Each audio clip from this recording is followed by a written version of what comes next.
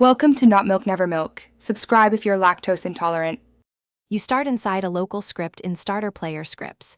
This ensures each client controls their own camera. First, set game, players, local player, camera mode to enum, camera mode. Lock first person so the engine forces first person.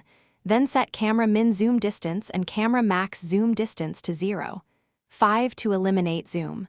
Once done, connect to local player. Character added, and immediately reapply those properties when the character spawns so first person persists across deaths. This method uses client authority, which is why it's reliable and responsive for players. Next, refine the view so it feels correct and avoids clipping. After the character loads, wait for the humanoid and optionally set humanoid. Camera offset to adjust eye height. This changes the perceived viewpoint while staying first person. Also set local player. Dev camera occlusion mode or mouse behavior if you need to change how the mouse behaves.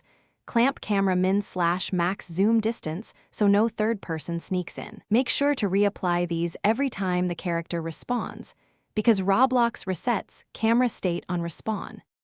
To finish, test thoroughly in both play and start server environments so you catch client-server differences. Once stable, package the local script. You don't need server scripts for this approach because the client controls camera mode. If things go wrong, the single most common fix is to reapply camera mode and zoom distances inside player. Character added, that resolves most respawn or race condition problems.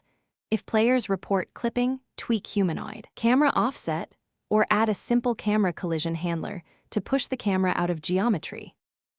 Thanks for watching. If this was helpful, leave a like and consider subscribing. See you next time.